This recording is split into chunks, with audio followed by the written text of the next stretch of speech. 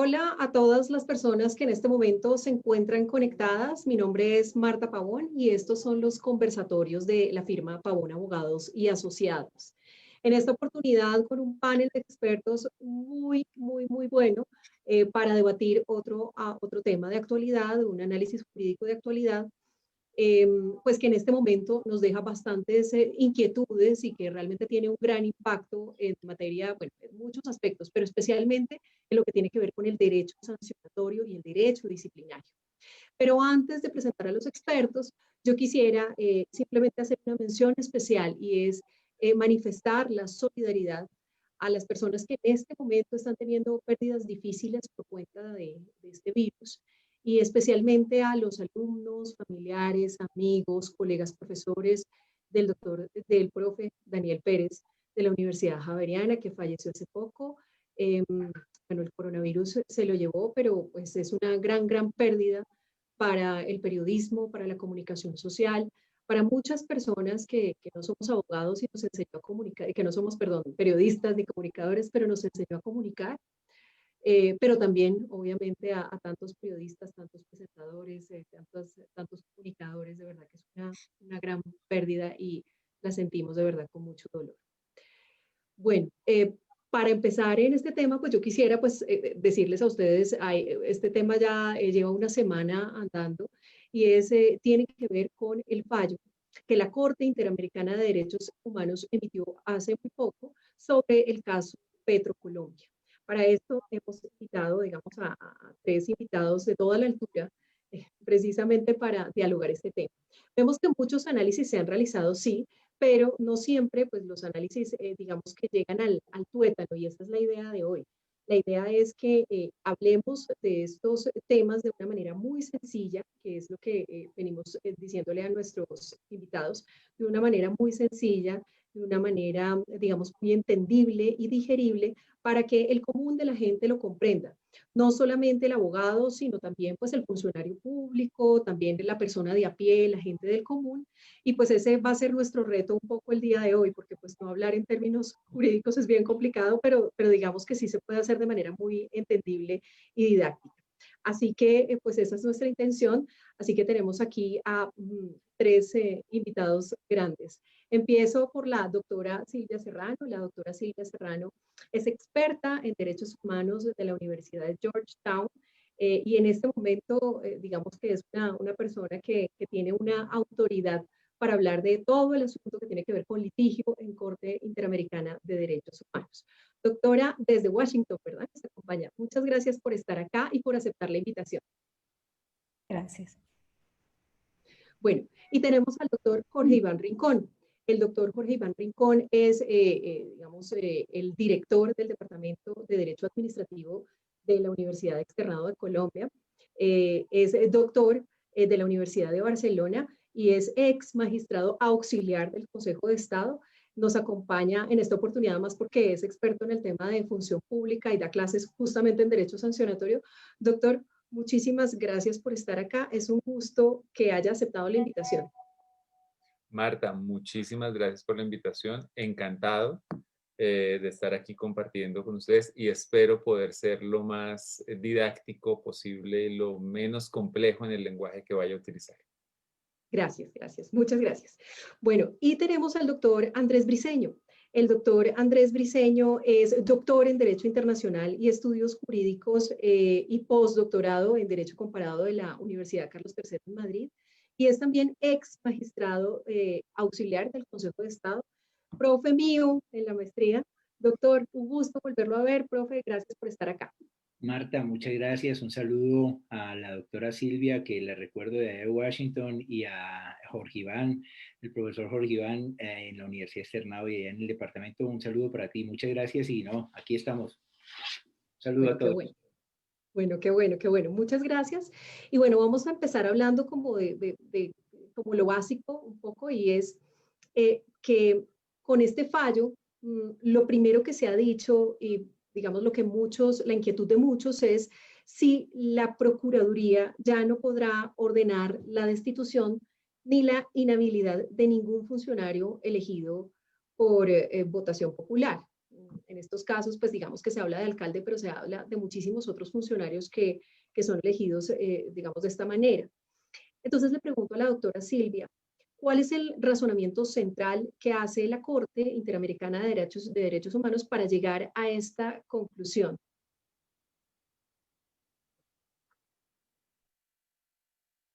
Disculpa que no me podía quitar el mute. Bueno, muchas gracias. Me da mucho gusto estar en este conversatorio informal. Gracias por la invitación y un saludo también a quienes me acompañan en el panel.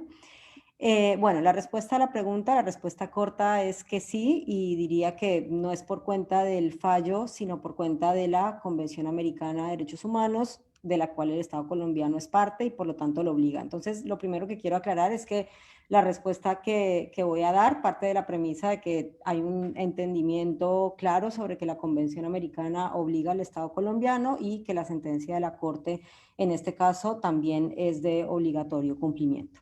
Entonces, lo que dice la Corte en el caso Petro es que el Estado colombiano violó sus derechos políticos como consecuencia de las sanciones de destitución e inhabilitación que le impuso la Procuraduría, básicamente porque la Procuraduría es una autoridad administrativa y no se impuso por autoridad judicial como consecuencia de un proceso penal, que es lo que establece la Convención Americana. Pero ¿cómo la Corte llega a esa conclusión? El artículo 23 de la Convención Americana, que consagra los derechos políticos, tiene dos numerales, dos grandes numerales. El primero consagra los derechos que están protegidos, los derechos políticos protegidos en la Convención, y el otro consagra un listado de causales con base en las cuales se pueden reglamentar o limitar esos derechos políticos. Entonces, los derechos políticos que están protegidos en la Convención, en el inciso 1 del artículo 23, son el derecho a participar en asuntos públicos directamente o por medio de representantes, el derecho a votar y ser elegido, incluyendo el voto secreto, y el acceso a la función pública en condiciones de igualdad. Y el inciso segundo lo que establece es que el Estado tiene la potestad de reglamentar estos tres grupos de derechos exclusivamente por un listado de criterios o motivos. Esos criterios o motivos son edad, nacionalidad, residencia, idioma, instrucción, capacidad civil o mental, y en lo relevante para el caso Petro, o condena por juez competente en proceso penal. Entonces la Corte, en el caso Petro, y siguiendo lo que había dicho ya en un caso anterior, porque esta condena pues realmente no es una gran novedad, en el caso de Leopoldo López en Venezuela, cuando fue inhabilitado por la Contraloría en el caso de Venezuela, lo que hace la Corte es una interpretación literal del artículo 23 y dice que protegiendo el derecho a ser elegido, dice que cuando se limita el derecho a ser elegido por la vía de destitución o inhabilitación de funcionario de elección popular, eso tiene que hacerse. Cuando se hace por vía sancionatoria, tiene que hacerse por condena de juez penal. Entonces, como la Procuraduría General no tiene esas características, el Estado compromete la responsabilidad internacional por haber limitado ese derecho a ser elegido más allá de lo que permite la Convención Americana. Pero tu pregunta, esto es lo que dice la Corte respecto del caso Petro. Tu pregunta es, ¿y ahora qué va a pasar con la potestad sancionatoria de la Procuraduría? Y es importante destacar que hay algunas sentencias de la Corte Interamericana que tienen efectos únicamente para el caso concreto, que la responsabilidad del Estado no se compromete necesariamente por la aplicación de una norma, sino simplemente por un abuso, por una violación de derechos humanos cometida por algún agente estatal, pero hay otros como este en los cuales la responsabilidad internacional se compromete no solamente en el contexto del proceso por la actuación de la Procuraduría respecto de Petro, sino por mantener un marco normativo que permite que se dé esa violación de derechos humanos en particular. En este caso, un marco normativo e institucional que le da la potestad a la Procuraduría de imponer sanciones que, según la Convención Americana, solo se pueden imponer por condena penal, por juez en condena penal. Entonces, es importante destacar esto porque el caso Petro, en realidad el caso Petro, si uno lo mira, el caso Petro fue resuelto y fue resuelto por el propio Consejo de Estado. La Procuraduría, bueno, paralelo a que iba avanzando el trámite interamericano, el caso Petro se dictó una medida cautelar, su destitución duró un mes, luego él pudo completar el mandato y luego él pudo presentarse a las elecciones presidenciales como efectivamente lo hizo. Pero entonces, ¿por qué la Corte y luego, después de que la Comisión Interamericana adoptó su decisión y antes de mandar el caso a la Corte, el Consejo de Estado anuló las sanciones contra Petro? Entonces uno dice, ¿por qué entonces el sistema interamericano se pronuncia si es que este tema se resolvió a nivel nacional? Y este fue un tema que de hecho el Estado colombiano alegó en su defensa, planteando el principio de subsidiariedad, que significa que cuando las cosas se resuelven a nivel nacional no hay que evaluarlas a nivel internacional, y la respuesta que le dio la Corte es que bueno, que muy bien que se había resuelto por parte del Consejo de Estado, que el control de convencionalidad que hizo el Consejo de Estado fue un control de convencionalidad adecuado,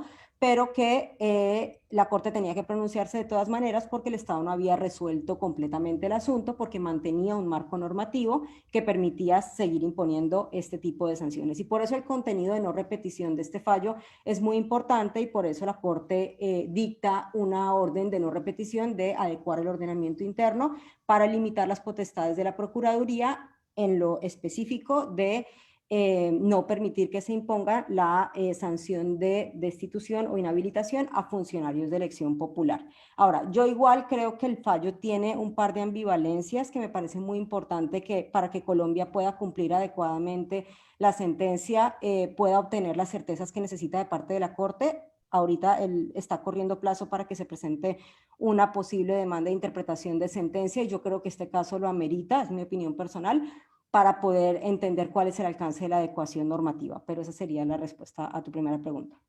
Ok, Doc, o sea, eso significa que solo juez penal podría imponer una inhabilidad o una destitución, básicamente. Solo juez penal. Mira, sí, porque como decía la Corte, que a diferencia de otros casos en los cuales ha conocido limitaciones de derechos políticos y ha hecho un análisis más de proporcionalidad, en este caso la Corte, y en este caso, en el caso de Leopoldo López, la Corte hizo un análisis muy literal del artículo 23 de la Convención y dijo: el artículo 23 me dice condena por juez competente en proceso penal, y la Procuraduría no tiene esas características, y este no es un proceso de esas características, y por lo tanto no se puede. O sea, fue una interpretación sumamente literal, y la respuesta es que sí. Ahora, hay una ambivalencia todavía en la sentencia si uno la lee en conjunto con la sentencia del caso Leopoldo López, porque la sentencia del caso Petro manda el mensaje de que lo que no se puede hacer es imponer la destitución a funcionarios de elección popular y la inhabilitación a funcionarios de elección popular. Pero si uno realmente mira la sentencia del caso Leopoldo López antes, una de las inhabilitaciones que le habían impuesto a Leopoldo López y que la Corte declara también violatoria de sus derechos políticos, era cuando él no era funcionario de elección popular. Entonces, era cuando él era funcionario de PDVSA, que es Petróleos de Venezuela. Entonces, una lectura conjunta, y creo que es una ambivalencia que se mantiene leyendo ambos fallos, pero una lectura conjunta de ambos permitiría decir que lo que se protege es el derecho a ser elegido, y por lo tanto a funcionarios de elección popular frente a la destitución, y a cualquier funcionario frente a la inhabilidad para presentarse a cargos de elección popular. Creo que la sentencia del caso Petro se enfoca mucho en funcionarios de elección popular para ambas sanciones, porque era el caso de Petro. Pero si uno lo lee conjuntamente con el caso López Mendoza, que la Corte no está echando para atrás su precedente, creo que la interpretación correcta es esta, pero me parece que es importante que se pida una interpretación en este sentido, porque sería pues un gran desgaste que a nivel nacional se haga todo un proceso de reforma legislativa y se elimine únicamente la potestad de inhabilitar a funcionarios de elección popular y se mantenga la potestad de inhabilitar a otros funcionarios para ejercer cargos de elección popular, y que luego pues tenga que hacerse otra reforma en caso de que llegue otro caso y otra condena. Claro, de acuerdo. Bueno, ya vendremos ahora ya a mirar en la siguiente ronda específicamente sobre esa dualidad, es decir, no solamente quien esté en el cargo, sino además quien aspire a él, ¿no? Pero ya iremos un poquito hacia allá. Sin embargo, entonces queda, doctor Jorge Iván, claro que pues con el diseño actual no se puede ni inhabilitar ni destituir, pues porque la Procuraduría no es juez penal. Entonces, la pregunta sería, ¿cuál sería el diseño ideal para dar cumplimiento al fallo de la Corte Interamericana? Yo creo que para hacer comprensible la respuesta, uno tendría que dividir el pronunciamiento en dos artículos, porque una cosa es, como lo explicaba la anterior ponente, el artículo 23, que se concentra específicamente en derechos de connotación política, y otra cosa completamente distinta es el artículo 8. El artículo 8, que también sale a relucir en este fallo, tiene una particularidad, y es que es un artículo que se aplica, dice de manera literal, en acusación penal. Pero a diferencia de lo que ocurre con el artículo 23, la aplicación no es literal. Para la jurisprudencia de la Corte Interamericana de Derechos Humanos, al igual que para el Tribunal Europeo de Derechos Humanos, acusación penal implica simplemente potestad sancionadora del Estado. Con independencia de esa potestad, es asumida por órganos judiciales o incluso, como ocurre en Colombia, por órganos de carácter administrativo. Y eso implica, palabras más, palabras menos, que esas garantías que aparecen en el artículo 8 deben predicarse de cualquier autoridad que imponga una sanción, incluyendo la Procuraduría y obviamente las llamadas oficinas de control interno disciplinario. ¿Qué es lo que ocurre adicionalmente, digamos, al efecto del fallo? Que por ahora lo hemos entendido como si alguien es alcalde, gobernador, pues usted no puede destituirlo sino un juez penal.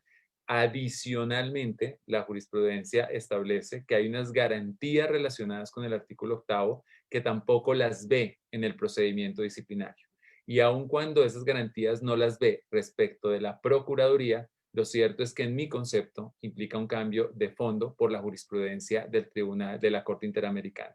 Lo primero es la garantía de imparcialidad y la importancia de que esa imparcialidad se vea desde una dimensión de carácter objetivo. Esto quiere decir que la Corte Interamericana analizó la forma en cómo el proceso de carácter disciplinario está diseñado. Yo debo decir que nuestro proceso disciplinario está muy bien diseñado porque tiene una fase de instrucción y una de evaluación o de juzgamiento. Pero una de las cosas que más subraya la Corte Interamericana es que la misma persona que instruye o que investiga, pues no puede ser la misma que juzga. Entonces, no es que la institución deba ser diferente, no es que la Procuraduría deba estar separada del juzgamiento y solamente pueda instruir, sino que dentro de la Procuraduría deberíamos tener o una dependencia o un funcionario que se encargue de la instrucción y otro que se encargue del juzgamiento. Porque, lo voy a decir con mis palabras, para la Corte Interamericana, que el mismo que instruya sea el que juzga, pues implica que quien está juzgando ya llega con una idea preconcebida de la realidad. Esa es una dimensión de carácter objetivo. Y yo quiero aclarar que si uno extiende la pita, claro, solamente nos estaban controlando en el caso de Petro y la Procuraduría, pero hay digamos, una reflexión que han hecho desde el punto de vista del Tribunal Europeo de Derechos Humanos y la Corte Interamericana, y es la importancia de la estabilidad en el empleo de quien juzga disciplinariamente. Y aunque probablemente ese filtro nosotros lo pasaríamos frente a la Procuraduría General de la Nación, pues porque el procurador tiene periodo institucional, institucional no, de hecho personal o individual. Lo cierto es que los jefes de control interno disciplinario al día de hoy son empleados de libre nombramiento y remoción. Que eso ya de entrada todavía no se ha cuestionado, pero deberíamos aprovechar para hacer una revisión de ese sistema porque de nuevo estamos comprometiendo la imparcialidad en esa dimensión de carácter objetivo. Y lo otro es el tema de la doble instancia, que también llama mucho la atención a, obviamente, la jurisprudencia de la Corte Interamericana. Ahí se hizo una relación directa con la imparcialidad, pero sobre todo con la presunción de inocencia. Y a diferencia de lo que sostiene la Corte Constitucional Colombiana, en donde el recurso de apelación, pues en principio hace parte de la libertad de configuración del legislador, en la sentencia de Petro se da a entender que la apelación o la segunda instancia es un presupuesto del debido proceso de acuerdo a la lectura que se hace de la Corte Interamericana de Derechos Humanos. Tengo que contarles que este segundo aspecto, si algún día entra a regir el nuevo Código Disciplinario, porque lo han aplazado ya 2 veces, pues sí se solucionó en el nuevo Código Disciplinario que teóricamente va a entrar a regir en junio o julio del año 2021. Pero en cambio el tema de división entre instrucción y juzgamiento es un tema que al día de hoy no hemos zanjado, porque la jurisprudencia de la Corte Constitucional también ha señalado que es un tema de libertad de configuración del legislador. Creo adicionalmente que estoy de acuerdo, hay que hacer una interpretación de la sentencia y me parece bien que la exijan de la Corte Interamericana, pero uno de los defectos, o mejor, de los efectos que se desprenden de esa sentencia es que obviamente debemos hacer un diseño institucional gigantesco, porque además esto fue una gran colada, es un sancocho, es decir, allí se metió lo que había hecho la Superintendencia de Industria y Comercio, se habló de la Contraloría General de la República, se habló de la Procuraduría y se habló incluso del Código Penal. Entonces, el ordenamiento jurídico se va a ver afectado desde la Constitución misma, porque si la aclaración de la Corte es una aclaración muy literal, tal como señalaba mi antecesora, pues implicará obviamente que la Constitución deje en claro cuál es el alcance frente a funcionarios de elección popular. Luego tendríamos que modificar ese aspecto del Código Disciplinario Único y establecer mayores garantías de imparcialidad, dividiendo instrucción de juzgamiento para asegurar que sean dos personas distintas o dos dependencias distintas las que adelanten esa clase de actuaciones. Tendríamos, en mi concepto, esto no lo dice la sentencia, pero es una conclusión mía, tenemos que acercarnos a una figura más parecida a la del jefe de control interno, no disciplinario, sino el de gestión, en donde ellos son empleados de periodo fijo, lo cual asegura esa estabilidad y esa imparcialidad en esa dimensión objetiva que la jurisprudencia internacional obviamente requiere. Y tendremos también en su momento que reformar dos elementos adicionales respecto de otras autoridades administrativas, como por ejemplo la Contraloría General de la República, que aunque no adelanta procedimientos de carácter sancionatorio, sino resarcitorio, también inhabilitan, pues en mi concepto la sentencia es clara diciendo que ninguna autoridad administrativa puede inhabilitar, lo cual implicará también revisar ese tema respecto de la Contraloría. Pero adicionalmente, el Código Penal, y lo dice de manera literal la sentencia, trae un delito que establece que pues, es delito electoral presentarse a unas elecciones si yo he sido inhabilitado disciplinariamente o desde el punto de vista fiscal, con lo cual esa norma del Código Penal también tendría que reformarse. Es decir, que la sentencia realmente, frente a esa garantía de no repetición de la cual hablábamos hace algunos segundos, pues implica al día de hoy, de acuerdo a mi interpretación, una reforma bastante estructural del ordenamiento jurídico que va a tocar no solamente normas constitucionales, sino que va a tocar el Código Disciplinario Único, la Ley de Responsabilidad Fiscal y el Código Penal, y yo creo que ese es el alcance de la sentencia. Pero doctor, la pregunta sería, o sea, en esa interpretación de pronto no necesariamente tendría que ser juez penal, por lo que veo, por lo que le entiendo, ¿verdad? ¿O sí? Es que depende. O sea, si nosotros nos encontramos frente a un derecho administrativo sancionatorio en donde no estén inmiscuidos los derechos políticos, pues allí el artículo 23 no cobra relevancia, solamente aplicaríamos el artículo 8. Y en el artículo 8, todas estas garantías deben aparecer. El problema con el caso Petro es que él era en este caso, él fue un funcionario de elección popular.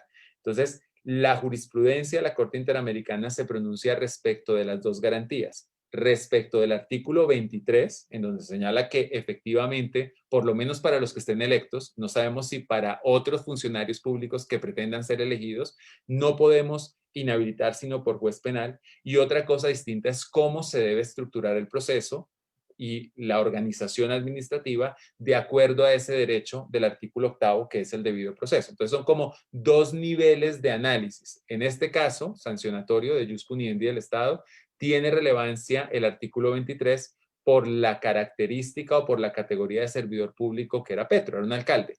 Pero si hubiera sido una sanción no disciplinaria, sino una sanción de carácter urbanístico, solamente se hubiera activado el artículo 8. Entonces, si encontramos los mismos defectos en materia urbanística, por ejemplo, pues el pronunciamiento no es respecto de si quien juzgó está o no está en la rama jurisdiccional del poder público, sino si quien juzgó materialmente podemos considerarlo juez. ¿Qué quiere decir que materialmente podamos considerarlo juez? Que la jurisprudencia de la Corte Interamericana lo considere imparcial.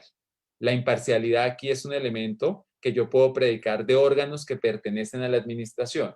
Yo creo, y esto sí es una interpretación mía, que cuando se hablan de derechos políticos, la jurisprudencia da un análisis y una interpretación literal del artículo, porque además de la imparcialidad requiere de la independencia, que esa sí es una característica propia de los jueces. Por eso quien juzga no hace parte de la misma rama del poder público y digamos que yo creo que hay otros análisis adicionales cuando estamos frente a funcionarios de elección popular.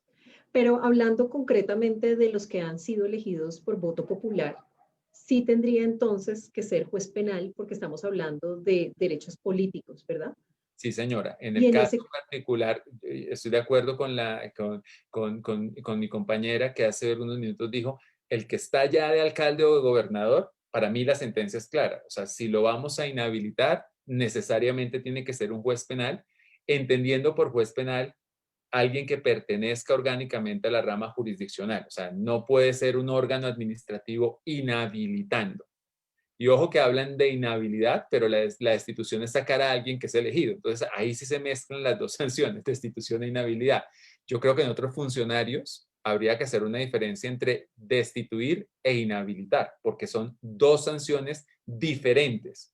Entonces, el alcance de la jurisprudencia puede llegar a decirme, usted no puede inhabilitar a nadie porque le está afectando su derecho político, pero yo sí puedo destituir a un funcionario porque la destitución en alguien que no ha sido elegido, sino que se está desempeñando de profesional uno en una administración pública, realmente la destitución está afectando otro derecho distinto. Es la estabilidad en el empleo como elemento accidental del derecho fundamental al trabajo y ahí nos tocaría hacer otra clase de pronunciamientos en mi concepto.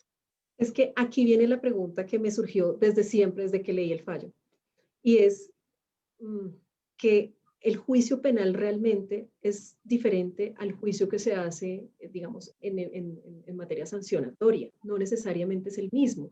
Además, porque no necesariamente todas las faltas disciplinarias son delitos. Y entonces, ¿cómo hace uno como para concatenar una cosa y la otra? ¿Habría que cambiar entonces las faltas? Mire, yo aquí voy a ser un poco rompedor. Yo creo que el Código Disciplinario perdió su norte en Colombia cuando consideramos que la finalidad principal del derecho disciplinario era la lucha contra la corrupción. Es un instrumento más, pero la finalidad del derecho disciplinario es un tema de mantener el orden interno, el buen funcionamiento de la administración pública, y yo creo que el Código Disciplinario en Colombia, bajo un populismo punitivo, lo convertimos en un código penal menor porque era mucho más rápido para inhabilitar al funcionario que un proceso de carácter penal. No es cierto en el derecho administrativo colombiano que el Código Penal y el Código Disciplinario no coincidan. Al día de hoy, la jurisprudencia de la Corte Interamericana todavía no ha analizado el tema del non bis in idem. La Corte Constitucional, de manera muy fácil, señala que son fines distintos y que son autónomas como disciplinas. Pero si uno lo mira, en primer lugar, aplicamos idénticas normas, porque es que cuando alguien comete un peculado, es falta disciplinaria porque el Código Disciplinario remite directamente a la norma del peculado, con lo cual estamos aplicando la misma norma. Es una falacia argumentativa por parte del derecho penal y los que hablan de la autonomía del derecho disciplinario decir que hay bienes jurídicos distintos, porque realmente tanto los delitos contra la administración pública como el derecho disciplinario protegen el correcto funcionamiento de la administración pública. Es no revisar lo que pasa en el derecho comparado. Cuando en el derecho comparado pasa eso, tradicionalmente el dispositivo punitivo más gravoso, que en este caso debería ser el derecho penal, se activa y desplaza al dispositivo punitivo menos gravoso, que es el derecho disciplinario. O sea, nosotros tenemos ejemplos como en el derecho español, donde lo que hace el ordenamiento jurídico es que la política criminal lo que hace es que los instrumentos punitivos sean complementarios, no que se dupliquen. Y en mi concepto, en el ordenamiento jurídico colombiano, se están duplicando y yo sí creo que tratándose de delitos contra la administración pública, que es donde realmente coinciden los dos dispositivos, tanto el penal como el disciplinario, hay una vulneración al non bis in idem. Ok, ok, doctor Andrés. Bueno, viene un tema complejo y es que en la vida real, en la práctica, pues estamos en Colombia y sabemos que pues los procesos penales son lentos y muchas veces pues terminan por vencimientos de términos y bueno, tantas otras cosas que ocurren con el derecho penal en el que pues realmente mucha gente no confía en el juez penal que llegue finalmente a una sentencia en donde a lo largo de todo el proceso garantice el debido proceso y demás, pero al final pues resulte en una inhabilidad o o en una destitución. Entonces, muchos han dicho que pues que con actos de corrupción debería caber una excepción a esa regla de interpretación que manifiesta la Corte en su fallo. ¿Usted qué piensa al respecto? ¿Es posible justificar que se trata de un acto de corrupción para inaplicar un poco esta tendencia de que solamente, o bueno, esta ya imposición y esta directriz de que tiene que ser única y exclusivamente el juez penal para aquellos funcionarios de elección popular? Sí, muchas gracias, Marta.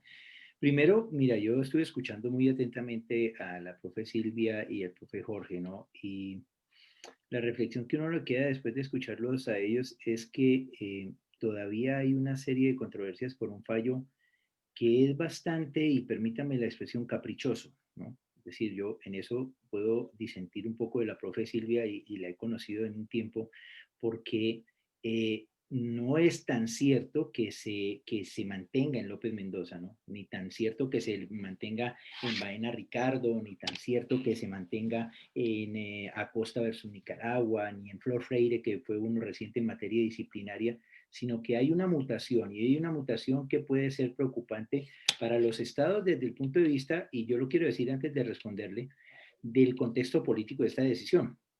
Queda claro que aquí ni Leopoldo López ni Lula llegaron a tiempo. Gustavo Petro sí, y llegó a tiempo porque ese es el efecto político de esta decisión. Y el efecto político es que usted ya tiene un blindaje respecto de un actor o un jugador que va a ser en el futuro. Creo que ese mensaje político hay que tenerlo en cuenta. Ahora, a lo que tú me dices, preocupante esa pregunta, no porque sea incorrecta, sino si yo digo que un acto de corrupción me sirve de excepción para no aplicar o cumplir la sentencia de la Corte, pues yo me vuelvo de estos países renuentes que no han querido incorporar o cumplir no solamente los fallos, sino atender a la convencionalidad, ¿no? Tenga en cuenta que un país que hizo de esa manera una interpretación singular fue República Dominicana. Los casos Gini Bósico, los casos de las personas haitianas y dominicanas, le explican a usted cómo el Tribunal Constitucional, al menos en unas 3 sentencias, ¿no?, dominicano, llega a considerar que es inaplicable las sentencias de la Corte Interamericana en temas de migración. Entonces usted diría, aplicaron una excepción en la forma de concebir el jus sanguinis, de cómo iban a reconocer a las personas migrantes en territorio dominicano. Pero esa es una excepción preocupante porque lo que lleva, y que en conclusión se produjo en República Dominicana, es prácticamente a salir de la Convención Americana de Derechos Humanos. O como ocurrió en su momento con el caso Fontevecchia y Argentina, ¿no? Entonces la Suprema Corte de la Nación con Lorenzetti a la cabeza, ¿no? Diciendo, no, yo, mis fallos nadie me los anula, y mis fallos yo voy a hacerlos exigibles, y voy a... Entonces también una excepción desde el punto de vista de la prevalencia del respeto de los derechos, o mejor, de la jurisdicción y de la primacía de la interpretación final última de la Corte de Cierre, que es la Suprema Corte de la Nación. En Colombia, nosotros, el hecho de tener un fenómeno de corrupción no nos puede llevar a exceptuar esto. Yo no entiendo el fallo como que sea una salida, como que fuera una alternativa para que se promueva la corrupción. Yo entiendo que la Corte intentó hacer un doble ejercicio, ¿no? Un ejercicio de convencionalidad objetiva, tratando de salvaguardar la Constitución porque nos salvamos, ¿no? Los artículos 276 y 77 quedaron incólumes, pero luego hace un control de convencionalidad hacia abajo y entonces se encuentra que una serie de normas no se corresponden con los estándares convencionales. Entonces, claro, usted promueve el acto de corrupción a partir de una sentencia de este tipo, me parece que es descabellada la conclusión. No por la pregunta, vuelvo y le digo, es descabellada, porque lo que está buscando es que se preserven los derechos políticos de ciertos sujetos, ¿no? Entonces, eso implicaría que en la forma de desarrollarse la arquitectura del procedimiento disciplinario, pues tendría que corresponderse o ajustarse a este mismo. En México, el procedimiento penal en el caso Radilla Pacheco, que llevó a una modificación constitucional, pues se produjo. Y al final hubo una comprensión que no la resistió, no la tomó muy a buen cuento la Corte Suprema de Justicia, pero se hizo la incorporación de ese estándar convencional. Ahora, si yo lo afirmara desde el punto de vista de una excepción, me llamó la atención una cosa en la pregunta que tú formulaste. Yo veía la Convención Internacional en materia de corrupción, la Convención de las Naciones Unidas, Y una cuestión que no hay en la sentencia, de las muchas que carece la sentencia, es no haber hecho ese doble balanceo entre lo que es la inhabilitación de los derechos políticos y la potencial sanción a aquel funcionario que en ejercicio de esos derechos políticos podría recibir. A mí me gustó mucho la postura del profesor Jorge Iván, y yo me pliego a ella. Lo siento, profesora Silvia, pero yo ahí desbalanceo la ecuación. ¿Por qué? Porque él claramente diseccionó lo que es la destitución de la inhabilidad. Si en López Mendoza lo que usted estaba defendiendo era una tesis frente a la inhabilidad, eso sería correspondiente con Petro. Y entonces uno diría, ahí uno podría minimizar los efectos que se pueden desprender para los fenómenos de corrupción. Pero si lo que usted además está diciendo es que la destitución también no podría estar en cabeza del órgano administrativo que desata o resuelve los asuntos disciplinarios, pues allí hay un reproche grande, porque evidentemente usted desestabiliza para mí un modelo en el que usted podría tener un peso y un contrapeso, ¿no? Entonces, ese check and balances que puede entrar en los diferentes países, pues requeriría de tener un organismo. Por eso la Constitución lo define como organismos autónomos independientes que pudieran hacer una valoración de lo que son los comportamientos o conducta, ¿no? En estos días que estamos hablando de independencia y autonomía de los organismos de control, pues más que necesario tener presente eso. Entonces, que haya un verdadero balanceo en el ejercicio del control entre las diferentes instancias. Porque no olvide, como decía el profesor Jorge Iván, que parece un masacote, que aquí no se le ha reparado mucho a la sentencia aquello de condicionar a la propia Contraloría en los efectos de sus decisiones fiscales. Y eso me parece grave, porque la Corte se fue más allá, ¿no? Ahí hay una paradoja en esa sentencia, porque se va hasta ese extremo, pero no dice en ningún caso que la investigación no pueda continuar o que la investigación deba surtirse. Es decir, y no obliga al Estado a que le levante la orden de indemnización, la orden la sanción fiscal que podía estar. No lo ordena, porque no lo dice de esa manera, pero sí el condicionante de que represente que aparezca usted en el boletín de deudores fiscales como inhabilitado para el ejercicio de los derechos políticos.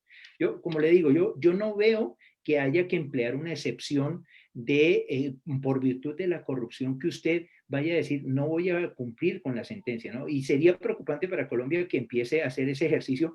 Ya tuvimos una mala experiencia, doctora Marta. Acuérdese usted la sentencia de Nicaragua contra Colombia y la invención fabulosa de nuestra honorable Corte Constitucional cuando saca el artículo 101 y dice, es que no es aplicable una sentencia. Entonces cuando uno dice, pero entonces, ¿para qué la Convención de Viena del 69? ¿Para qué el Pacta Sunt Servanda? ¿Para qué todo eso?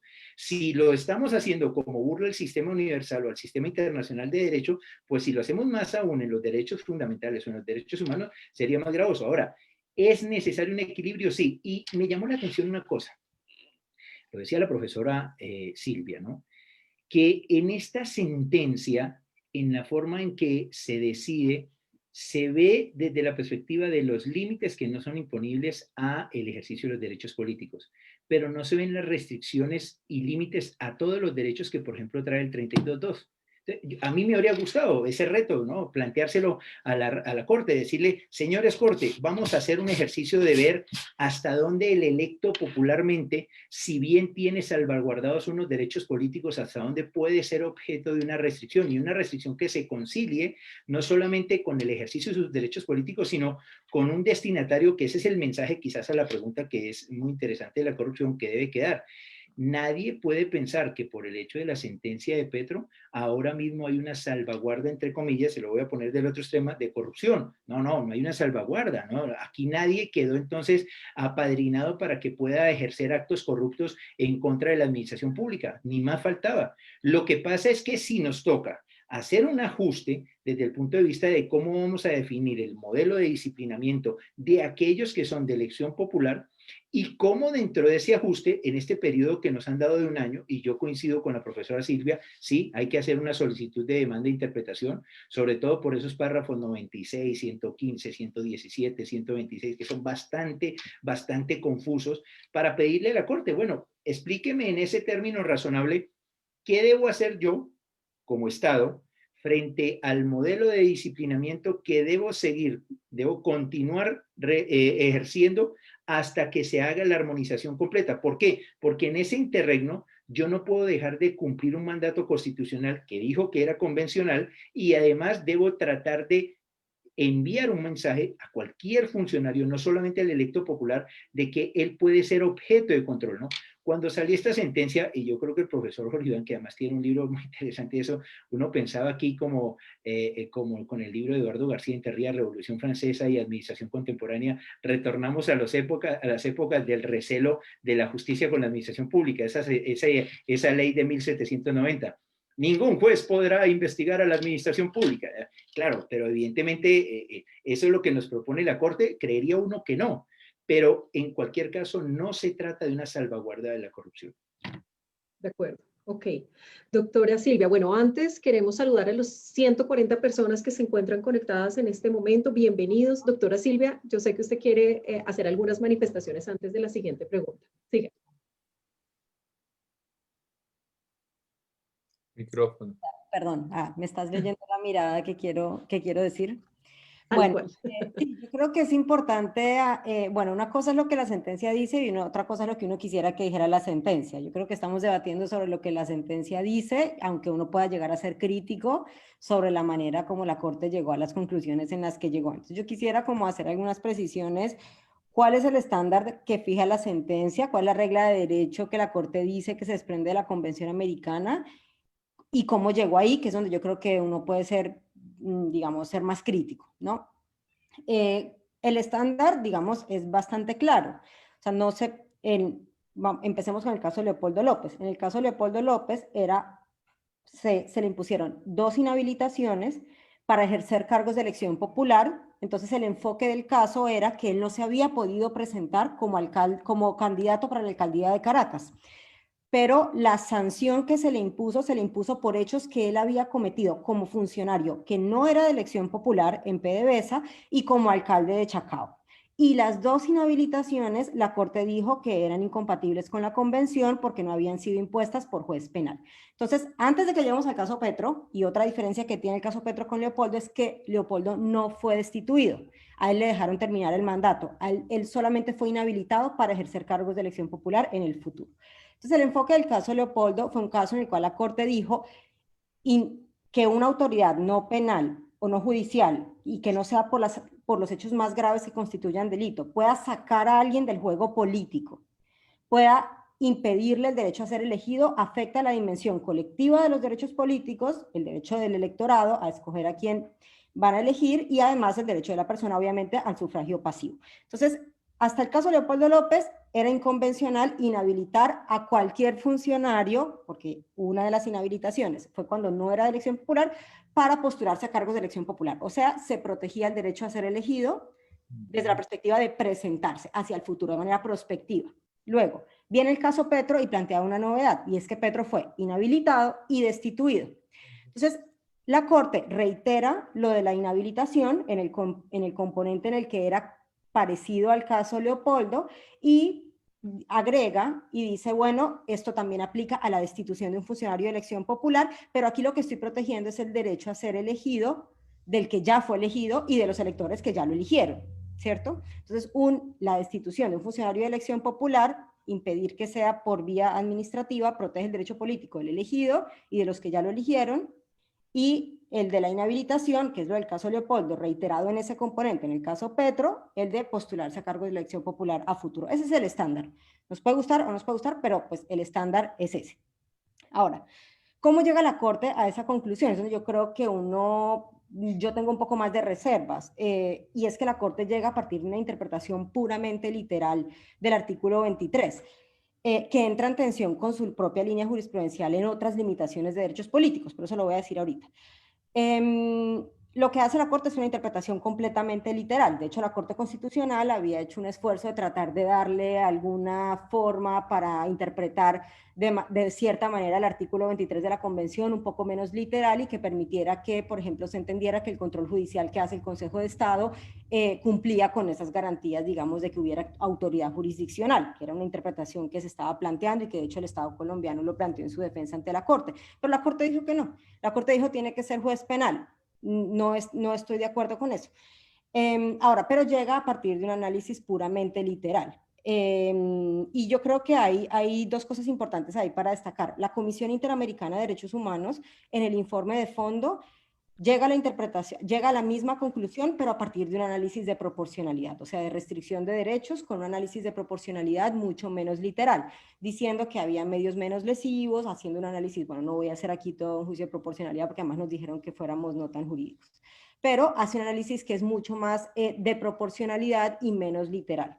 Y también está eso en el voto del juez García Sayán en el caso López Mendoza, donde llega a la misma conclusión, dice es muy peligroso en una entidad como la Procuraduría o la Contraloría sacar a personas del juego político o deshacer una elección popular por la vía de la destitución, pero se debió llegar por una vía diferente, por una vía de proporcionalidad y menos literal. Y yo creo que eso es una reserva válida y que uno lo puede hacer como crítica de la fundamentación de la sentencia, pero pues no cambia el resultado de la sentencia. Y es válida, ¿por qué? Porque la Corte lo que no nos explica bien es cómo dialoga esa manera de llegar a esta conclusión, tanto en Leopoldo, en el caso López, como en el caso Petro, cuando en el caso Castañeda, por ejemplo, y dijo que era perfectamente permisible que se limitara el derecho a ser elegido cuando la persona se limitaran las candidaturas independientes. Lo que se planteaba en el caso Castañeda contra México era si violaba los derechos políticos, que no se permitiera presentar una persona para ciertos cargos de elección popular si no era por un partido político. Y la Corte dijo, esta es una restricción permisible. Esa no está en la literalidad del artículo 23.2. Y a pesar de eso, la Corte, con un análisis de proporcionalidad, dijo que sí era una limitación permisible. Y por otra parte, la Corte ha aceptado que se destituyan otros funcionarios por vía disciplinaria no penal.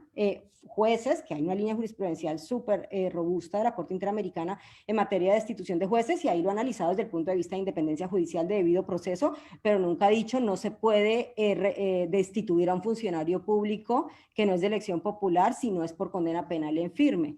Y si uno mira el artículo 23, el inciso 2 dice que ese listado de limitaciones aplica a todos los derechos, y uno de esos derechos es acceso a la función pública. Puede no ser elección popular. Entonces el punto es que la Corte ya ha aceptado otro tipo de limitaciones a diversas partes del artículo 23, sin que necesariamente estén dentro de la literalidad del artículo 23.2, y lo ha hecho por una vía de análisis de proporcionalidad o por otras vías. Entonces no nos cuenta mucho cómo dialoga esta forma de llegar a la conclusión en el caso Petro con esos otros enfoques en otros casos también sobre derechos políticos, y por otra parte pues deja preocupaciones a futuro. O sea, creo que hay esa pequeña incoherencia con la propia línea jurisprudencial sobre derechos políticos, pero también nos deja preocupaciones sobre otros temas, porque entonces, ¿qué va a pasar con reelección? En Bolivia, por ejemplo, el Tribunal Constitucional llegó a la conclusión de que el artículo 23 de la Convención Americana establecía que prohibir la reelección era una violación de la Convención Americana, y por eso Evo Morales se pudo presentar a elecciones, diciendo que eso se desprendía de la literalidad del artículo 23.2. ¿Qué va a decir la Corte frente a esto? Ahora tiene una opinión consultiva que tiene que resolver. Vamos a ver qué nos cuenta. ¿Por qué? Eso no está en el artículo 23.2. Lo mismo que pasa con las pérdidas de investidura. ¿Qué pasa con países que tienen nulidades electorales que no es por vía penal? ¿Qué pasa con el juicio, con el impeachment, con los países que tienen juicio político para presidente democráticamente electo? Entonces, digamos que el hecho de que la Corte se mantenga en esa literalidad nos deja muchas dudas con relación al enfoque con otros casos de limitaciones que ya ha aceptado fuera de esa literalidad de derechos políticos, y también con otros temas que desde mi punto de vista son preocupantes, pero yo sé que esto no es para que hagamos un análisis existencial de los efectos de la sentencia en todos los supuestos posibles, pero respecto del caso de la destitución e inhabilitación, la regla de derecho ya está bastante clara, y es lo que dijo la Corte: para inhabilitar a un funcionario de elección, para inhabilitar para ejercer cargo de elección popular y para destituir a un funcionario de elección popular tiene que ser por la vía de la condena penal. Claro, pero no la veo muy coincidente con que sea un juez penal necesariamente. Sí, sí, perdón. O sea, la Corte dice que sea juez penal, lo dice abiertamente.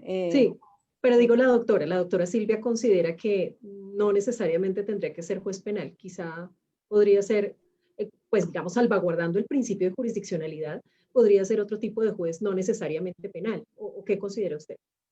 Tú me estás preguntando yo qué pienso que, Sí, cómo pienso que debería ser. O sea, creo que la sentencia hay que cumplirla por un claro, tema claro, claro. de derecho O de sea, origen la sentencia dice, tal como está y que hay que sí, cumplir.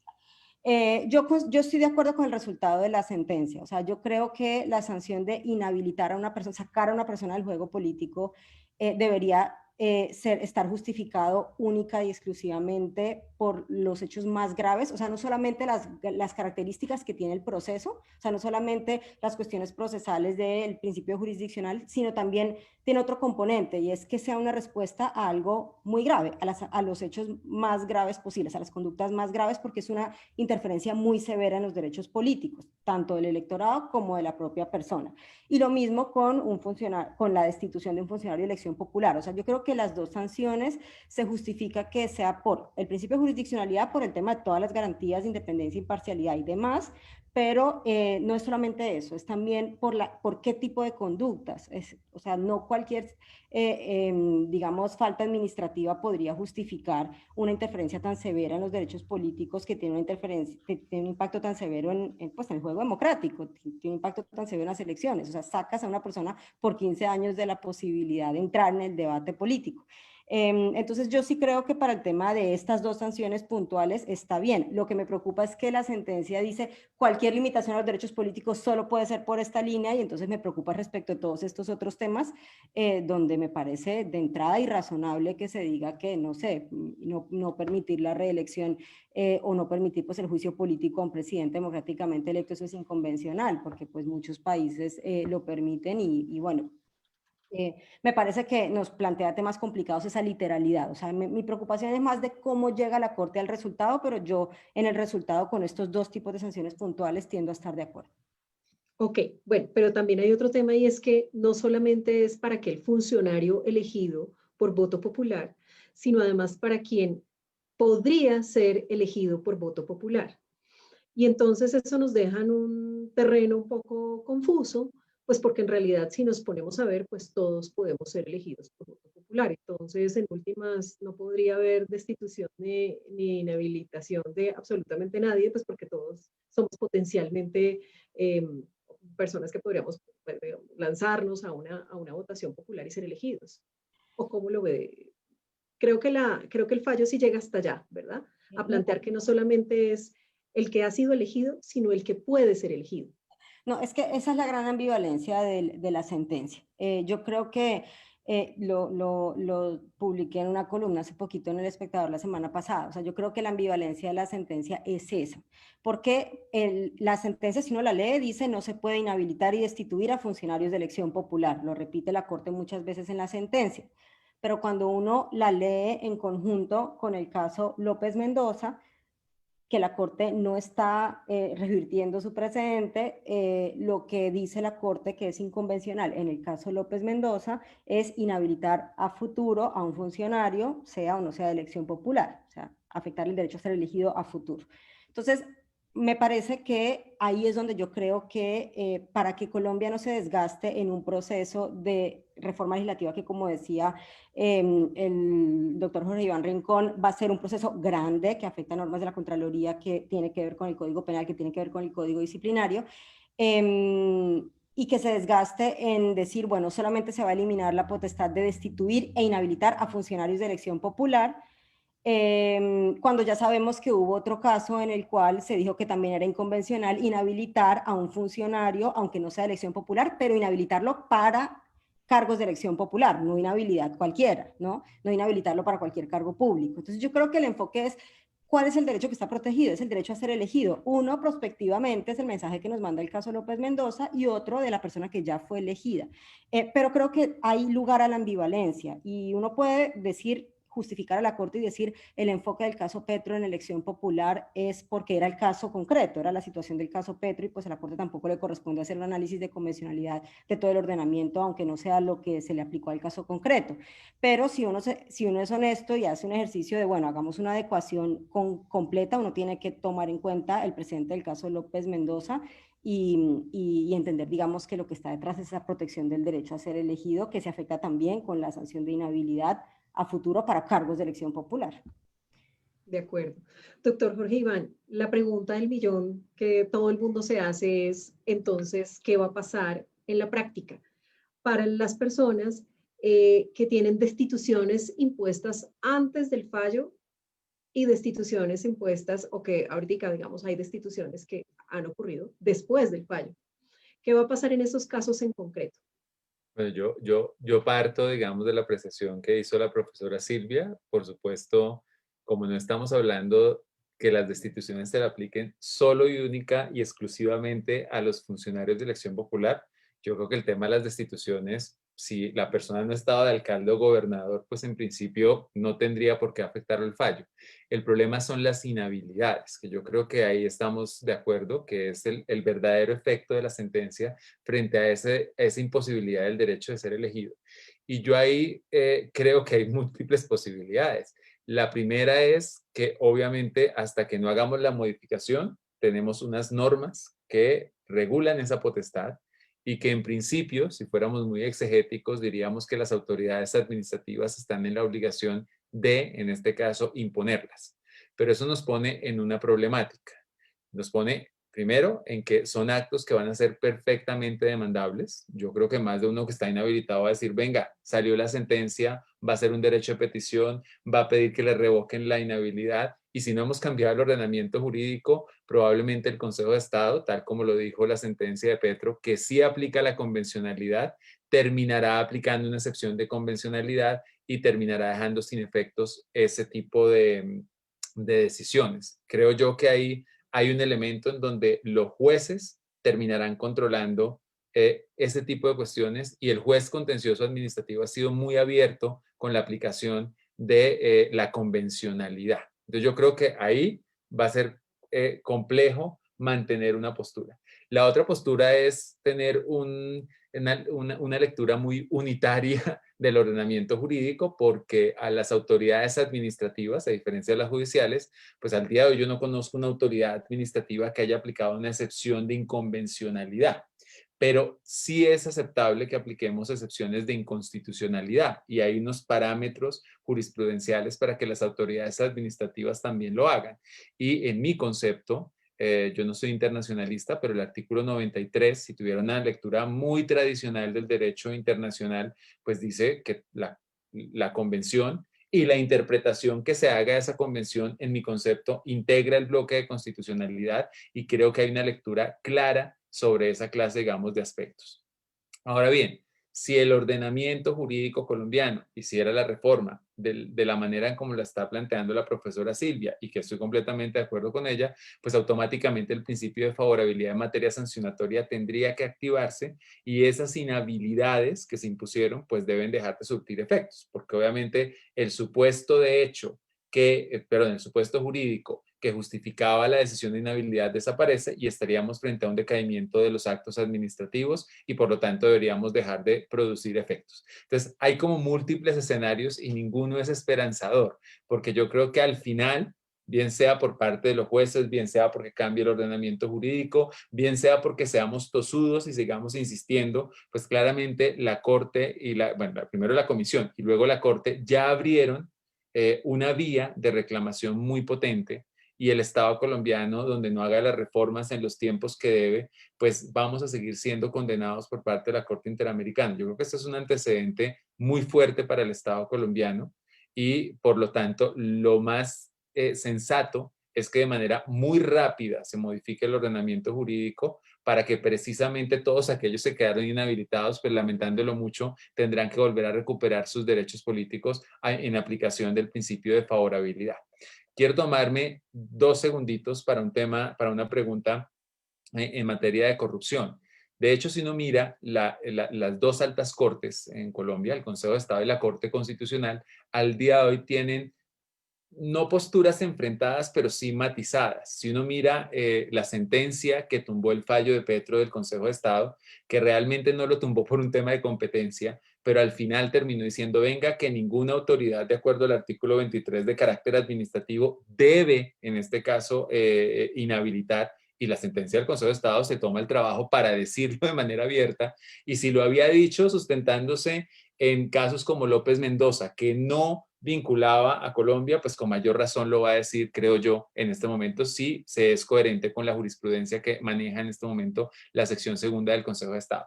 Pero adicionalmente creo que la Corte Constitucional había dado pasitos, pero eran pasos en mi concepto errados, porque la Corte Constitucional, un poco lo que dijo fue, sí, el artículo 23 se debe aplicar y por lo tanto, en principio, las autoridades administrativas no deben inhabilitar, salvo en temas de corrupción. ¿Y por qué la Corte decía que salvo en temas de corrupción? Porque Colombia ha firmado convenios, tratados, convenciones, ha participado en foros de lucha contra la corrupción y Colombia, desde el punto de vista internacional, tiene la obligación de activar mecanismos no solamente judiciales, sino administrativos para la lucha frente a la corrupción. Pero en mi concepto, la interpretación de la Corte es contradictoria. O sea, si yo aplico el artículo 23 de manera literal, lo aplico de manera completa, o si no, me aparto y hago una interpretación como la que estaba haciendo Silvia.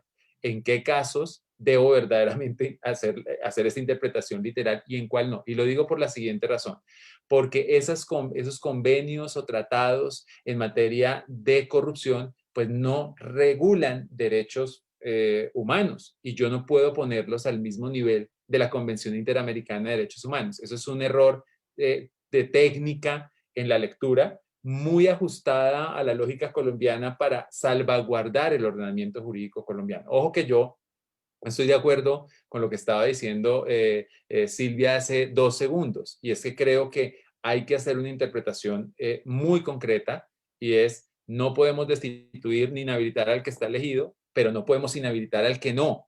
Pero la inhabilidad es una inhabilidad general para que se presente a un cargo público. Pero yo no sé hasta qué punto yo no podría inhabilitar a alguien de manera específica para que, por ejemplo, se presente a cargos que no sean de elección popular.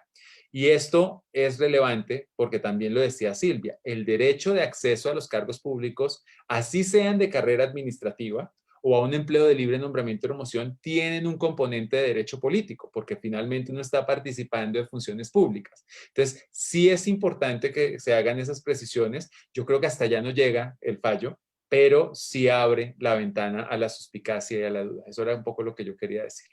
De acuerdo, doctor Jorge Iván, pero surgió una inquietud y es que se habla todo el tiempo de destitución y de inhabilidad, pero no se habla de suspensión provisional del servidor público. Entonces esa es como una gran inquietud. ¿Qué va a pasar con las suspensiones provisionales? ¿Sigue la misma suerte de las inhabilidades y las... Yo creo que sí. Y aquí yo tal vez puedo diferir de Silvia, no lo sé.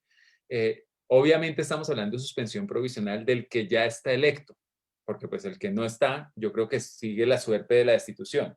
Si yo puedo destituir a un funcionario de carrera, puedo suspenderlo, porque yo creo que las sentencias sí lo que me dicen es no lo inhabilite porque le está quitando un derecho político, pero en principio, insisto, la destitución lo que afecta es la estabilidad en el empleo en estricto sentido, si uno no ata el acceso a los cargos públicos a un concepto amplio de derecho político, por supuesto. Pero yo creo que si yo soy electo popularmente, si adicionalmente a mí la Corte me identifica como parte de la oposición, si yo le doy la prerrogativa a una autoridad de carácter administrativo que me saque del juego político durante un tiempo determinado, que además en el ordenamiento jurídico colombiano tenemos suspensiones que son pues no cortas, pues yo sí creo que de nuevo lo eligieron para ejercer un cargo político y creo que estaríamos afectando a través de autoridad administrativa el desarrollo de ese derecho, aunque sea de manera transitoria. Entonces yo sí creo que tratándose del que está electo, que es allí donde, y estoy completamente de acuerdo con Silvia, la sentencia, en ese caso concreto, nos está diciendo, venga, para eso está el juez penal. Que el juez penal decida si el tema es tan grave que entonces usted le va a decretar una medida, ¿cómo se llama? No se llama cautelar. Bueno, una medida preventiva, disculpen, se estaba olvidando el nombre en materia de derecho penal de esta clase de medidas, una medida preventiva, pero que lo haga directamente el juez.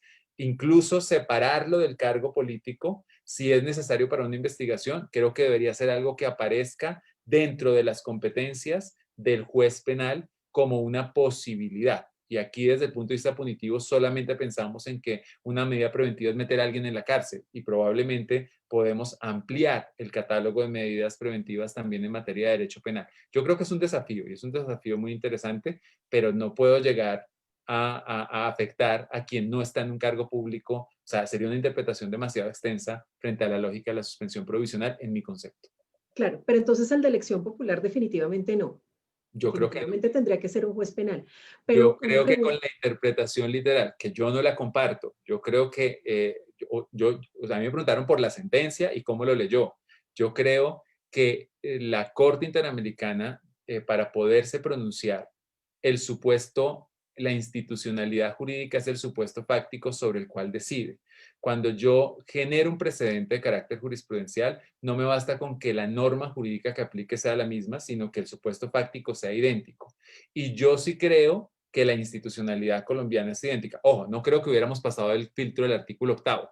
Ese no lo íbamos a pasar nunca, pero sí creo que probablemente si hubiéramos hecho una interpretación más amplia, nos hubiéramos dado cuenta que sí, no hace parte de la rama judicial, pero realmente es autónomo y además independiente porque no hace parte de otras ramas del poder público. Es decir, yo creo que no hubo un análisis de la institucionalidad colombiana y creo que yo sí eché en falta, porque cuando uno mira el Tribunal Europeo de Derechos Humanos, el Tribunal Europeo de Derechos Humanos para pronunciarse analiza la institucionalidad, porque la forma en cómo se organizan las competencias es relevante para señalar si verdaderamente estamos frente a juez o no. De nada me serviría a mí en un régimen como el de Venezuela decir que a mí me destituyó un juez si el juez materialmente depende de la rama ejecutiva del poder público. Al final lo relevante no es dónde yo ubico a la persona que inhabilita, sino las características que tiene el órgano. Esa es mi opinión. Otra cosa es que en la primera pregunta era qué dice la sentencia. La sentencia pues es literal y ahí nos va a tocar someternos obviamente a la lógica de la sentencia. pero doctor, qué pena, insisto y sigo en lo mismo. En esa interpretación literal, Procuraduría ya no tendría nada que hacer, porque si es juez penal, a menos que Procuraduría pudiera investigar, y entiendo que no lo puede pues, hacer de la manera como lo hace la Fiscalía, ¿o sí? No, pero ahí sería generar un sistema demasiado forzado. Yo sé que aquellos que apoyan la idea de la autonomía del derecho disciplinario y que no es ni chicha ni limonada, están diciendo que por qué la Fiscalía no instruye y el Consejo de Estado juzga. Creo que sería destruir la institucionalidad y la lógica colombiana. Es decir, la Procuraduría es el máximo órgano disciplinario, pero realmente no es el único. En la práctica, quienes más sancionan son las oficinas de control interno disciplinario. Entonces, realmente, por eso yo hacía el análisis de que el artículo 8º hay que revisarlo muy bien y que impacte todo el procedimiento y a todos los actores disciplinarios, porque yo creo que, por ejemplo, el tema de la imparcialidad, cuando nos lo revisen, no va a estar tan chévere por parte de la Corte Interamericana. Pero en el caso de la Procuraduría de manera puntual, pues ahí hay que decir, la competencia no debe ser suya para esa clase de sanciones disciplinarias. Puede ser que pueda adelantar otra sanción disciplinaria y pueda hacer una anotación en la hoja de vida. Puede ser que pueda imponer una multa, por ejemplo. Y siempre y cuando la multa no, en este caso, genere ningún tipo de inhabilidad. Y yo creo que tampoco nos están diciendo que la Procuraduría pierde su función, porque respecto de quienes no son de elección popular, la Procuraduría tiene poder preferente y prevalente. Eso quiere decir que le puede quitar de las manos a una oficina de control interno disciplinario de investigaciones que no son necesariamente de funcionarios de elección popular, temas como ministros, como secretarios, en este caso de gobernación. Yo creo que la competencia de la Procuraduría sigue siendo muy potente, porque Claro, solo que realmente el tendrían, universo de servidores públicos no son los de elección popular. También, claro, digamos, así como le pedimos proporcionalidad y razonabilidad a la Corte Interamericana, también tenemos que nosotros no ser populistas en los efectos del fallo y decir, venga, nos va a tocar cambiar cosas, pero tampoco es que la institucionalidad colombiana sea reformada. Lo que debe ser reformado es el procedimiento y la distribución de las competencias. En eso creo que es en lo que verdaderamente recae el fallo. ok, de acuerdo. Doctor Andrés Briceño, Entonces, la gran pregunta también que muchos se hacen y que creo que también hay una gran confusión es si se necesita reformar la Constitución para dar cumplimiento a este fallo. ¿Usted qué considera? ¿Es necesario hacer esa reforma o qué reformas tendrían que hacerse? No, lo dije en la intervención anterior, no. La sentencia, como lo señalan mis compañeros, no debe ser reformada la Constitución. Lo dice la misma Corte, hace un ejercicio de control de convencionalidad y verifica que la Constitución se corresponde. Yo lo que veo aquí es que las reformas que se vayan a aplicar lo que requieren es ajustarse al estándar convencional, ¿no? No estoy tan seguro si solamente al 8, si solamente al 23, si solamente al 25, porque todo lo que es la configuración del modelo disciplinario pues requiere de unas verificaciones. Ahora, si no hay que reformar la Constitución, las reformas legales, pues tenemos un código disciplinario que está en ciernes de entrar en vigencia. ¿Cómo sería ese proceso de transición frente a ese código disciplinario? ¿Cuáles serían las exigencias o los estándares convencionales a los que lo sometería? Si los cumple, si no los cumple. Porque bien lo señala la sentencia, uno de los problemas es la concentración que se da dentro del procedimiento administrativo. Entonces, esa reforma habría que establecerla a un doble nivel de investigación, ¿no? Entonces, de tratamiento, de instrucción. Dese cuenta una cosa, ¿no? Esa reforma se queda corta si nosotros no le escuchamos incluso la misma Corte Constitucional de hace años, cuando dice que hay una serie de dificultades con la forma de tipificación de lo que son las actuaciones disciplinarias o de las conductas que pueden ser disciplinables, porque parece que ahí también debería haber un estándar convencional a aplicar. No sé si solo del 8, si a lo mejor también desde la perspectiva del mecanismo efectivo para romper con esa concentración que lo dice. Otra reforma que seguramente va a venir es el tema de determinar si, aparte de la arquitectura del procedimiento disciplinario, si se requiere que la Procuraduría no solamente reoriente a otros funcionarios, sino que su papel, cómo va a jugar frente a la decisión como tal. Y un tema importante, ¿no? Si la Procuraduría ya no va a destituir y a inhabilitar a funcionarios que son electos popularmente o alcaldes o gobernadores, ¿en qué queda el control contencioso por parte del Consejo de Estado? Es decir, esa es una reforma, porque ya pasa al juez penal. Entonces, al pasar al juez penal, cambiamos no solamente de jurisdicción, sino que es necesario que también revisemos cómo va a ser la asunción de esas competencias, porque evidentemente, pues el Consejo de Estado incluso podría estar en cuestión, y creo haberse lo escuchado a Silvia, el tema de la convencionalidad que pueda tener proyectada hacia los juzgamientos de pérdida de investidura, las nulidades electorales, si estas también van a tener un desdoblamiento allí. Y quizás el elemento central de esta reforma debe ser entender nosotros que el modelo de los derechos políticos exige por ese principio democrático que se entienda que el mensaje no es privilegiar la corrupción. Escuchaba yo de uno de mis compañeros que decía que la corrupción, Colombia ha suscrito una serie de tratados, sí. Hay una cuestión particular en la Convención contra la Corrupción, ¿no? La definición que hace de funcionario, ¿no? Y que no fue empleada por la Corte Interamericana y que determina unas condiciones. Entonces, esto no es es una aplicación de una decisión judicial que esté invocando o que esté sustentando, como lo dije en la primera intervención, que se premie a los que vayan a hacer actividades o actuaciones corruptas, ¿no? Simplemente es una necesaria adecuación con el infortunio de que estamos en un fenómeno muy grande de corrupción y que evidentemente va a requerir unos ajustes. Uno pensaría, esos ajustes impactarán la ley 1474 también, impactarán en el ámbito de la contratación estatal. Estaba pensando yo ahora con lo que decían, uno podría pensar si se vuelve más esquizofrénico de las reformas, si las multas impuestas a los contratistas que manifiesten un interés en participación en política con antelación a la imposición puede corresponderse, porque como esta multa puede impedirle la participación, puede impedirle, puede representar. Entonces, hay muchos escenarios. Si me permite dos, así como lo he hecho yo tengo tres observaciones de esta sentencia que yo creo que no las ha despejado, ¿no? La primera es preguntarle a los señores magistrados de la Corte Interamericana por qué cambiaron el fallo Brewer-Carías frente al principio de subsidiariedad. Es decir, ¿Por qué cambiaron la línea que fijaron en Brewer Carías?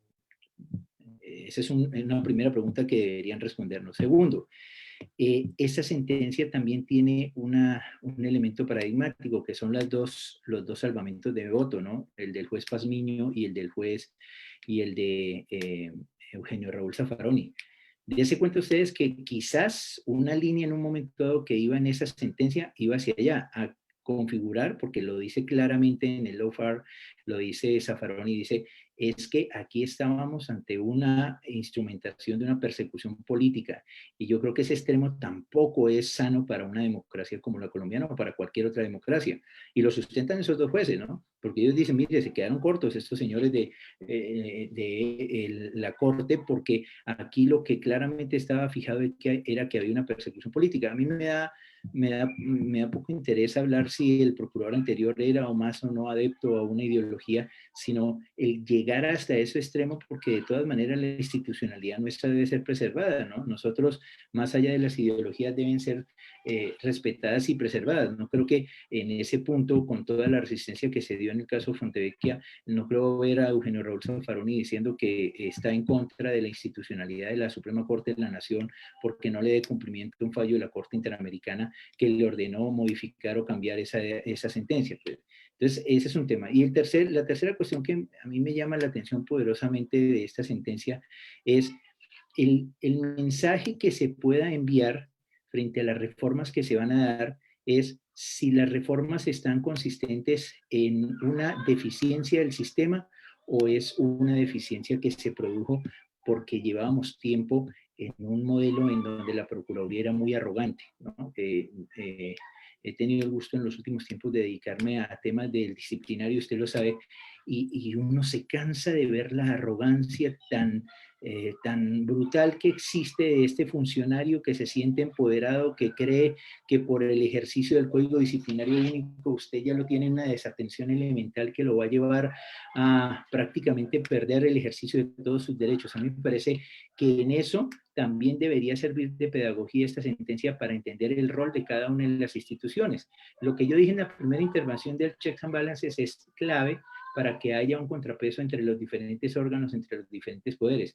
Pero lo que no puede ocurrir es que ciertos órganos se empleen como herramientas desde el punto de vista no quizás de la persecución, de ahí lo complejo del pronunciamiento de Pazmiño y de Zaffaroni, no desde el punto de vista de la persecución política, pero sí de un ejercicio desmedido, de un ejercicio exagerado, casi rayando en la arbitrariedad, porque ya se vuelven desde el punto de vista de que son incuestionables en sus decisiones, la sala disciplinaria, las procuradurías delegadas, no, son personas que están ejerciendo y que están cumpliendo un ejercicio de sus funciones y de sus compromisos. Entonces, eso llevaría a pensar. Creería yo también que dentro de las reformas, y con eso cierro, habría que hacer un examen del decreto 262 del 2000. No sé si este decreto quedaría impactado desde el punto de vista del ejercicio del disciplinamiento, posiblemente sí, pero habría que verlo en la arquitectura institucional por la forma en que están definidas todas estas cuestiones, porque dése cuenta que uno de los debates en esa concentración que se dio en el caso Petro estaría centrado allí en el 262, ¿no? ¿Cómo se concentró? Entonces, una misma sala instruyó, decidió, y otra, sin haber un doble nivel, sancionó a Petro. No me quería ir con esta. Quisiera que la Corte Interamericana nos respondiera lo siguiente: ¿por qué no tuvo en cuenta el auto del doctor fallecido, que en paz descanse, Gerardo Arenas? ¿Por qué no lo tuvo en cuenta? Es decir, ¿por qué no tuvo en cuenta que hubo una suspensión de esa sanción que se le había impuesto y que además esa suspensión, que no está en la sentencia, no aparece por ningún lado? Ellos entienden que dan curso a conocer del caso porque alcanzó a estar un mes por fuera de su cargo, pero hubo una suspensión. También cuando en el caso Almonacid Arellano la Corte se la jugó, antes Diego García Ramírez en su voto razonado se la jugó por la convencionalidad, nos había dado un mensaje que parece interesante, ¿no? En el que decía, hombre, ustedes en sus sistemas jurídicos internos son capaces de cumplir con los estándares, no esperen a que yo les dé la letra de la canción ni que yo les explique cómo es que deben corresponderse con los estándares convencionales. Entonces, parece que hay una involución en la misma Corte porque entonces termina saliéndose de ese contexto y afirmando entonces que ella ahora va a entrar a hacer unos juicios más rigurosos desde el punto de vista de la convencionalidad de ciertos procedimientos, lo que implica que entonces no se fíe de las mismas decisiones internas, porque las decisiones internas, más allá de que se haya procedido con la suspensión o no, pero el caso concreto era que aquí lo que teníamos que buscar era una forma de ajustar el sistema, y el sistema se podía hacer incluso ajustándose o adecuándose con base en los mismos estándares que nosotros le diéramos aplicación. Es una defensa que hemos venido haciendo desde hace mucho tiempo, pero pues algunos piensan que no se puede aplicar una excepción de inconvencionalidad, otros piensan en el manido y viejo y clásico elemento del bloque de constitucionalidad. Alternativa que tiene Colombia frente a todas estas reformas. Bueno, usted tiene toda la jurisprudencia del Tribunal Federal Alemán, ¿no? Todos los casos Solange, Solange 1, ¿no? Maastricht, Lisboa, y el concepto ese de apreciación, ¿no? O usted vuelve a como el Tribunal Federal Constitucional Alemán en la sentencia reciente del BCE, ¿no? Que termina controlando las decisiones del Tribunal de Justicia de la Unión Europea. Depende como usted quiera verlo. Entonces, aquí ya lo hizo la Corte Constitucional y se atrevió con la sentencia de la Corte Internacional de Justicia, como lo digo, pues bueno, que si lo quiere hacer ahora, lo queremos hacer para inaplicar o no atender oportunamente, pues veremos cuáles van a ser las decisiones. Sí me gustaría saber en adelante cuál va a ser el rol en esas reformas del Consejo de Estado ante todas esas acciones que han sido presentadas contra las sanciones que han sido impuestas. Es decir, cuál va a ser el trámite ante el Consejo de Estado, ¿no? Pobrecitos allá, ¿qué estarán pensando? ¿Y ahora qué hacemos? ¿Este trámite quién lo va a resolver? ¿Quién lo va a tomar aquí? Entonces, claro, porque ahí hay que dar múltiples respuestas, porque este fallo lanza para todo lado, ¿no? Lanza en el ámbito de lo disciplinario, lanza en el ámbito de lo contencioso administrativo, lanza en lo político, Hasta lanza en lo penal. en lo fiscal, en lo penal, por supuesto, en lo fiscal que no ha sido muy tratado, y en los diferentes conversatorios que he escuchado, mire, la preocupación que tiene Julián Ruiz, el vicecontralor, buen amigo, es todas esas actuaciones que se están llevando, ahora tenemos que suspenderlas, y las tenemos que suspender porque el resultado no puede ser que yo me encamine a generar una inhabilitación. Tenemos grandes escándalos en materia fiscal. ¿Qué hacemos en esa situación? ¿Cómo vamos a paliar ese efecto? Con el añadido de que tenemos un acto legislativo 04 del 2019 que le da un nuevo poder a la Contraloría. ¿Ese poder se concilia con el estándar convencional? De acuerdo. Bueno, muy completo todo. Muchas gracias a los tres. Nosotros nos vamos con unas preguntitas del público, una para cada uno. Además que el público ha estado súper movido. En este momento tenemos 127 personas conectadas. Y bueno, quiero contarles el chisme que nosotros tenemos un canal de YouTube donde tenemos subidos todos estos conversatorios. Y pues la verdad es que estamos muy contentos porque ya pasamos el umbral de los 1000 suscriptores, así que sí que hay gente interesada en estas temáticas jurídicas, también porque son charladitas y habladas como con mucha sencillez, como lo estamos haciendo nosotros. Los invitamos a los que nos están viendo por el canal de YouTube, pero también a los que están en Facebook, que se suscriban al canal. Y bueno, nos vamos con las preguntas. 3 preguntas. La primera me dicen por acá, Laura Viviana Niño. Laura nos pregunta, buenas tardes. Una pregunta, ¿este fallo podría generar modificaciones a las funciones del Consejo Nacional Electoral? ¿O qué consecuencias trae para esta entidad? Doctor Jorge Iván.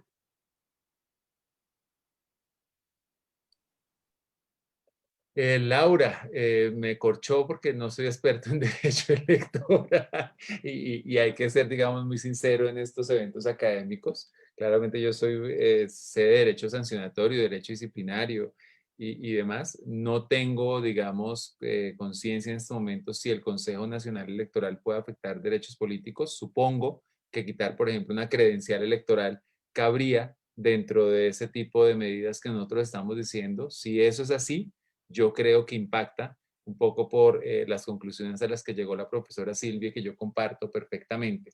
La inhabilidad para participar en el futuro, creo que con la sentencia de López Mendoza y con esa interpretación literal que tiene la Corte Interamericana, está ligada a que sea un juez penal, entendiendo por juez penal, que pertenezca a la rama jurisdiccional del poder público, y yo no sé si la literalidad llega y que aplique el Código Penal, porque yo creo que lo que quiere la Corte Interamericana es que sea un juez y que ese juez aplique las garantías, no solamente el artículo 8º, sino las del artículo 9º, que hay muchas garantías del artículo 9º que están relacionadas directamente con la lógica penal, por ejemplo, el principio de favorabilidad.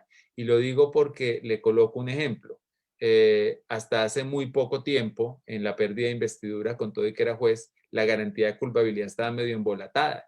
Y por más de que tengamos un juez, pues prácticamente no pasaríamos el juicio de convencionalidad porque estamos frente a una sanción material.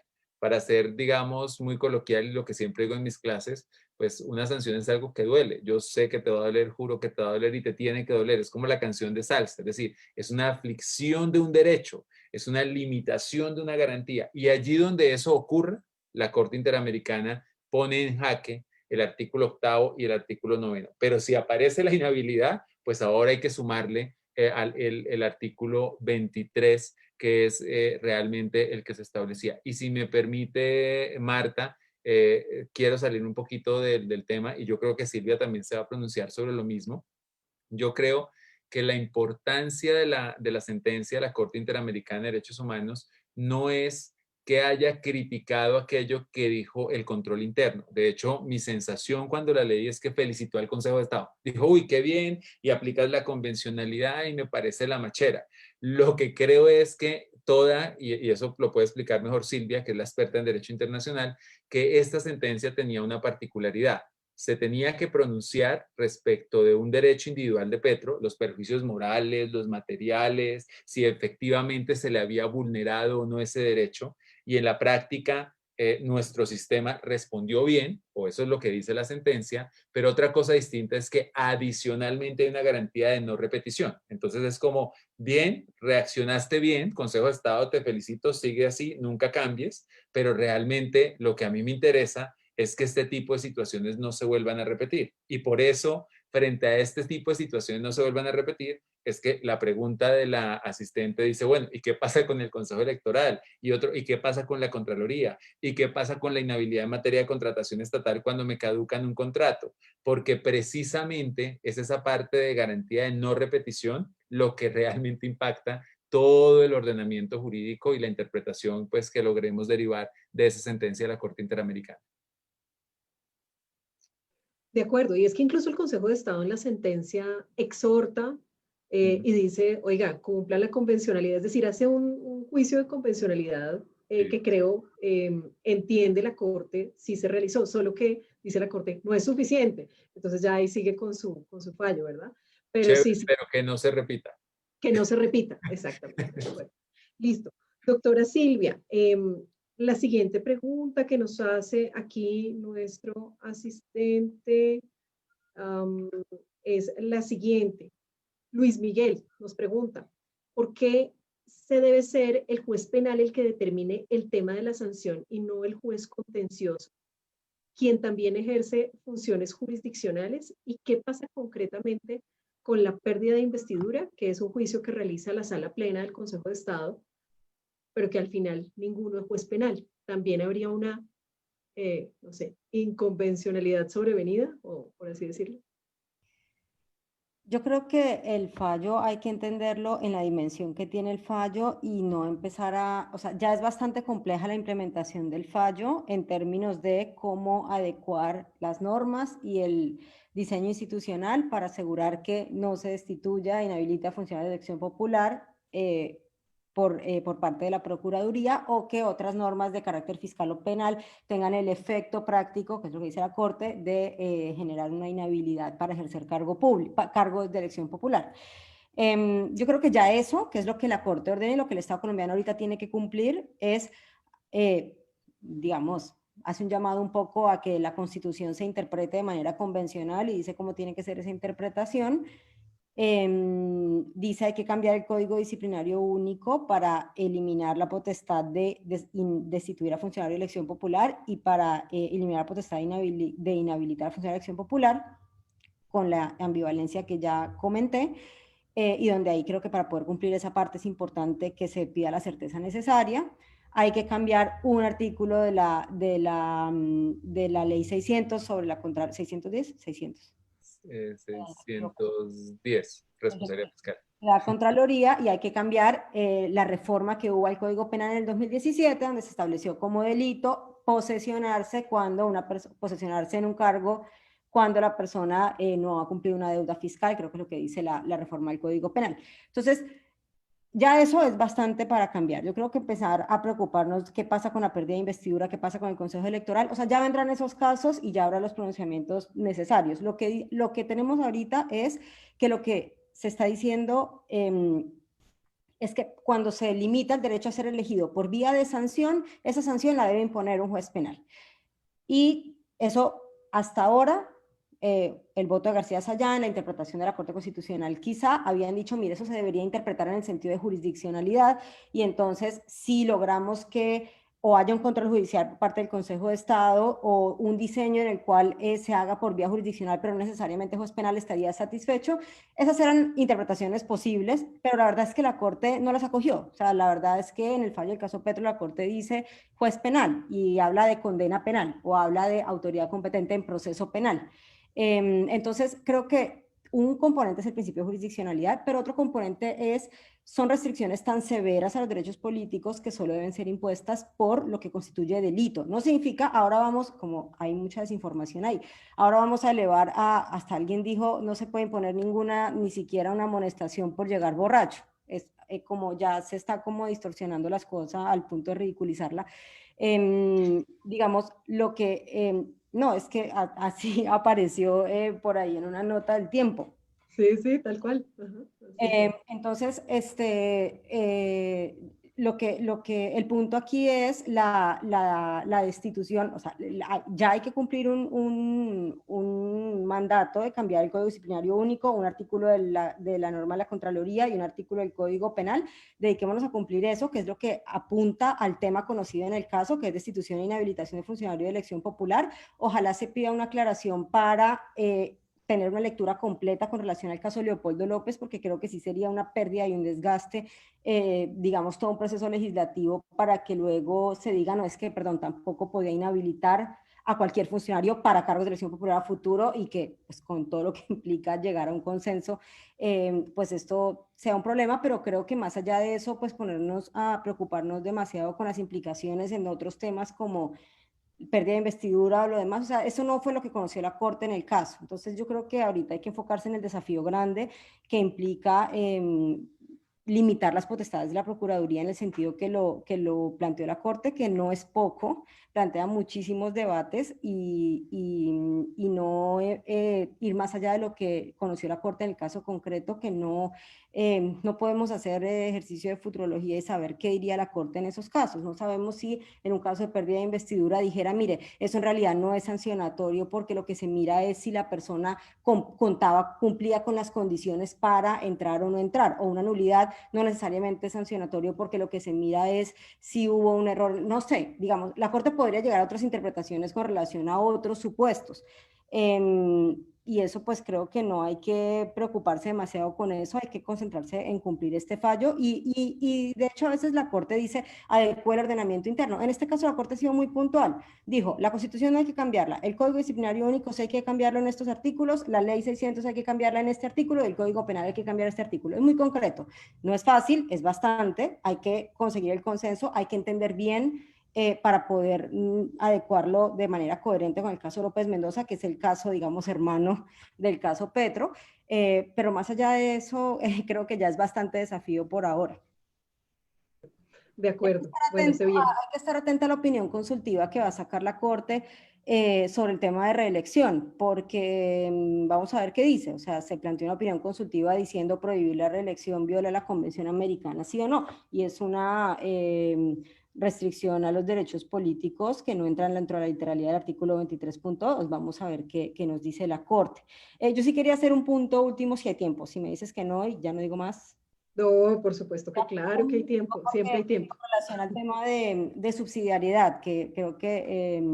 Sí, el doctor Briceño mencionaba. Y yo estoy completamente de acuerdo con lo que decía Jorge Iván. Digamos, lo levanto porque el doctor Briceño dijo por qué la Corte desconoció el precedente del caso Gruber Carías en materia de subsidiariedad, y yo creo que pues es un caso completamente diferente. El caso Gruber Carías es un caso donde la Corte declaró procedente la excepción de agotamiento de recursos internos en un caso de Venezuela, pero era un proceso penal y lo que se planteó era, mire, usted no ha terminado, o sea, usted está alegando violaciones al debido proceso en un proceso penal en el que todavía lo están procesando, entonces no se han agotado los recursos internos. Y ahí aplica subsidiariedad en el sentido del agotamiento de los recursos internos, o sea, hay que agotar los recursos internos primero y luego acudir internacionalmente. El tema de subsidiariedad que se levantaba en el caso Petro era doble. Uno era agotamiento de los recursos internos, que sí lo alegó el Estado colombiano, pero lo alegó mal porque ante la comisión alegó que lo que no se había agotado era la nulidad y restablecimiento del derecho, porque esa era la situación cuando se admitió el caso ante la CIDH, pero cuando llegó a la Corte planteó la excepción de agotamiento de recursos internos, pero con relación a otros procesos que no había alegado ante la comisión oportunamente. Y en el sistema interamericano pues hay una regla de correspondencia para que la excepción de agotamiento de recursos internos proceda ante la Corte, no solamente tiene que haber sido presentada ante la comisión, sino tiene que haber correspondencia en los argumentos que se presentaron ante la comisión. Eso no pasó y por eso la Corte dijo aquí no aplica en el caso Petro. Pero el argumento importante de subsidiariedad del caso Petro es el que decía Jorge Iván ahorita, es cómo valoró lo que hizo Colombia a lo largo del proceso interamericano cuando anuló en el contexto de la acción de nulidad y restablecimiento del derecho, la decisión del Consejo de Estado, la sanción. Entonces, lo que dice la Corte es, lo que hizo el Consejo de Estado estuvo muy bien, hizo un adecuado control de convencionalidad, pero el problema aquí es que el marco normativo que permitió la imposición de esta sanción persiste y por lo tanto no aplica subsidiariedad porque para que aplique subsidiariedad, y esto es como jurisprudencia consolidada de la Corte, tiene que haber, uno, cesado el ilícito internacional. No ha cesado porque el ordenamiento jurídico se mantiene inconvencional. Dos, reconocer el ilícito internacional. El Estado colombiano nunca reconoció nada ante la Corte Interamericana. Y tres, repararlo integralmente. La reparación integral incluye la no repetición. Entonces, no había lugar a aplicar subsidiariedad sustantiva en el caso. No había lugar a agotamiento de recursos, por lo que expliqué, porque se presentó mal. O no había correspondencia entre lo que se había alegado ante la comisión, pero no había lugar a aplicar subsidiariedad por el tema de lo del Consejo de Estado, pero no porque la Corte dijera que lo que hizo el Consejo de Estado estuvo mal, sino porque dijo que estuvo muy bien para proteger los derechos de Gustavo Petro, pero no tenía el alcance o la posibilidad de adecuar el ordenamiento interno, lo que no le correspondía al Consejo de Estado, más allá pues de exhortar como lo hizo. Entonces, quería hacer esa precisión sobre el tema de subsidiariedad para que no vaya a quedar como alguna inquietud. Súper, súper claro, doctora. Bueno, es una pena que el doctor Andrés Briceño tuvo problemas de conexión, entonces no nos puede acompañar ya en esta finalización. Pero antes de que se vayan todos, yo quisiera, doctor Jorge Iván, que contara más o menos qué pasa mañana, porque mañana todos estamos súper agitados para las jornadas internacionales de Derecho Administrativo en la casa, en la Universidad Externado. Entonces, si nos puede contar si todavía estamos a tiempo de inscribirnos, ¿todavía o ya no? Todavía. Ah, bueno. Todavía hasta antes de las 8 de la mañana del día miércoles. Cada año la Universidad Externa de Colombia hace unas jornadas internacionales de derecho administrativo. Se planifican con un año de antelación. Es la presentación de una investigación muy potente sobre una temática escogida. Vuelvo a insistir, con un año de antelación. Este año es ordenamiento territorial y urbanismo. Y vamos a entregar un libro que está escrito por 27 investigadores. Y para que ustedes se hagan una idea, pues trabajamos temas desde planificación urbana, temas mineros, ambientales, ciudades biodiversas, ciudades inteligentes, temas de patrimonio cultural. Es decir, prácticamente todas las aristas de la disciplina están tratadas mañana. Es un evento cerrado, es un evento de pago. Es una plataforma que tiene la misma capacidad que tendríamos en el auditorio de la Universidad Externa de Colombia, es decir, 1000 personas.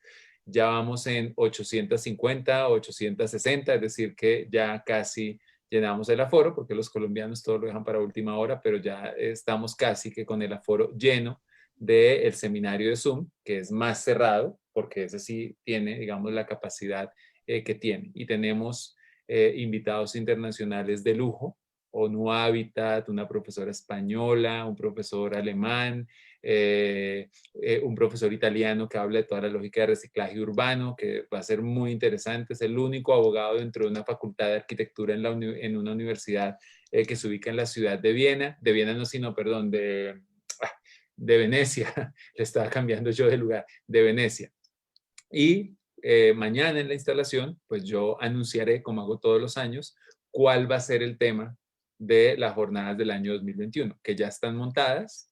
Y por ahora tengo que contarles que van a participar 45 investigadores nacionales y 12 investigadores internacionales, porque el otro año pensamos entregar no un libro, sino 2 libros. Pero el tema sí, quien quiera saberlo, que mañana me escuche en la instalación. Súper bueno. Y además el tema sí que, este tema de estas jornadas sí que era necesario. Y es coyuntural, ¿no? Lo que hablábamos ayer un poco, que el tema es coyuntural en estas épocas en que el orden territorial pues es un asunto que va a cambiar, que está cambiando.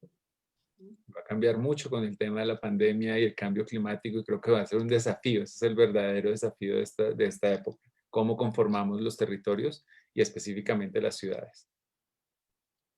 Bueno, yo también les voy a dejar el link también ahí de la inscripción para los que dejan todo a última hora, para los que dejamos todo a última hora y tenemos que inscribirnos ahora.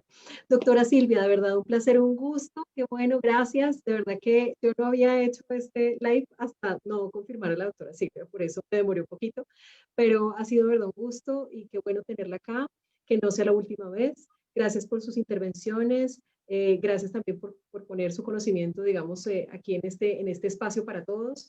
Muchas gracias por aceptar la invitación. Bueno, muchas gracias a ti, Marta, y un gusto, Jorge Iván. Silvia, un placer. Bueno, y doctor Jorge Iván, un gusto como siempre, de verdad que gracias por sacar ese tiempito. Yo sé que en este momento está corriendo con las jornadas, pero la verdad es que nos divertimos. Este espacio, usted se dio cuenta, uno es charladito, es conversadito, mucha gente conectada también, los que se quedan después viendo el video, entonces digamos que también estamos haciendo aquí, también un poco estamos haciendo un aporte al conocimiento en este sentido y a la comprensión de este tipo de fallos. Muchas gracias, doctor Jorge Iván, por aceptar la invitación. A usted por la invitación, y me ha faltado. Bueno, a todos muchas gracias. Nos vemos dentro de 15 días. Un abrazo y bueno, estamos ahí súper conectados. Chao.